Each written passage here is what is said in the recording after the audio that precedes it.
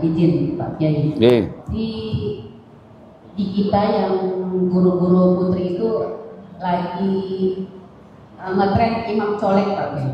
Jadi udah sholat duluan, ada yang sholat duluan gitu, terus kita colek dari belakang biar dia jadi imam gitu.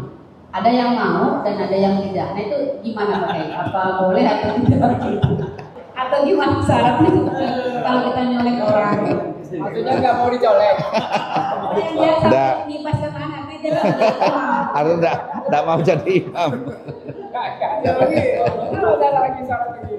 Ya, jadi begini. Sebetulnya orang itu boleh saja, enggak usah nyolek, boleh saja. Jadi pokoknya kalau ada orang sholat sendirian gitu, entah itu sholat fardu atau sholat sunnah, kita boleh bermakmum. Pokoknya berada di sampingnya. Kalau sendiri ya berada di sampingnya. Kalau enggak di belakangnya.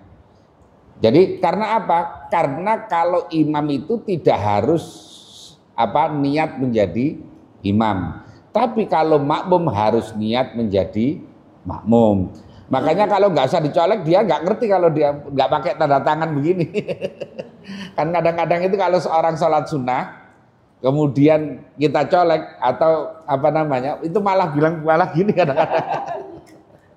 Padahal mestinya nggak usah dicolek, nggak apa-apa. Ya, dicolek itu boleh saja asal tidak sampai mengagetkan. Kadang-kadang kalau temannya sendiri kan malah dipukul. Nah, jadi boleh nyolek, boleh tidak. Kalau nyolek jangan sampai bikin kaget. Yang kedua, jadi imam itu baik sholat fardu maupun sholat sunnah, orang boleh bermakmum padanya. Umpamanya begini, habis sholat zuhur, ada orang yang sholat sunnah, panjenengan kemudian baru datang, mau berjamaah, langsung di belakangnya gitu saja. Kalau sendirian, ya di sampingnya. Tapi kalau umpamanya kok banyak, ya di belakangnya.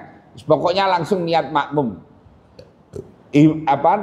Imamnya nanti ya niat jadi imam. Kalau tahu dia niat jadi imam, kalau tidak tahu ya dia tetap niat munfarid, tidak apa-apa. Jadi kalau makmum ketika mengikuti imam wajib niat iktidak, niat mengikuti, niat makmum. Tapi kalau imam tidak harus niat menjadi imam kecuali sholat Jum'ah. Ya, kecuali sholat Jum'ah. Umpamanya Ustadz Faisal ngimami sholat maghrib di jamaahnya banyak. Beliau niatnya apa? Niat munfarid umpamanya. Makmumnya itu niat jamaah semuanya, sah. Ya, sah. Jadi boleh.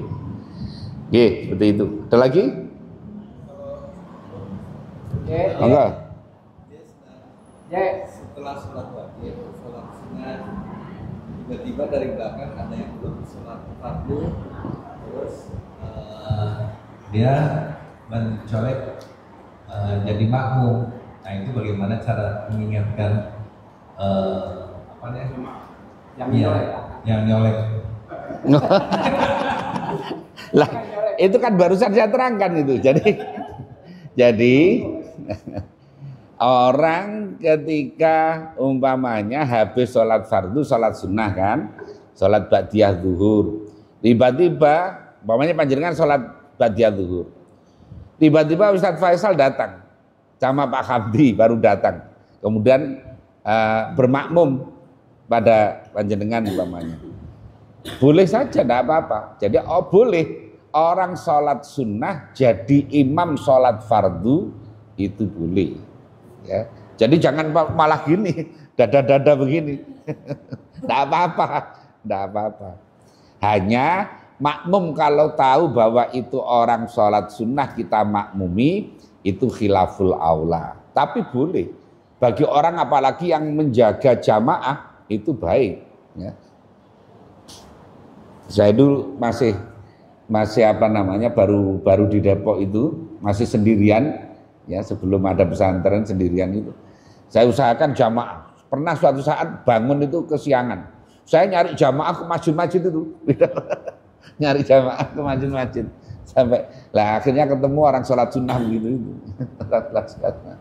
Nah gitu. Jadi bagi orang yang jaga jamaah itu lebih baik, tidak apa-apa. Jadi boleh orang sholat sunnah dimakmumi, yang penting kan apa namanya sama di dalam apa namanya nazomnya dalam sholatnya itu. Yang tidak boleh ada orang bermakmum ke sholat jenazah lah, itu tidak boleh. Sholat zuhur ke lah itu tidak boleh.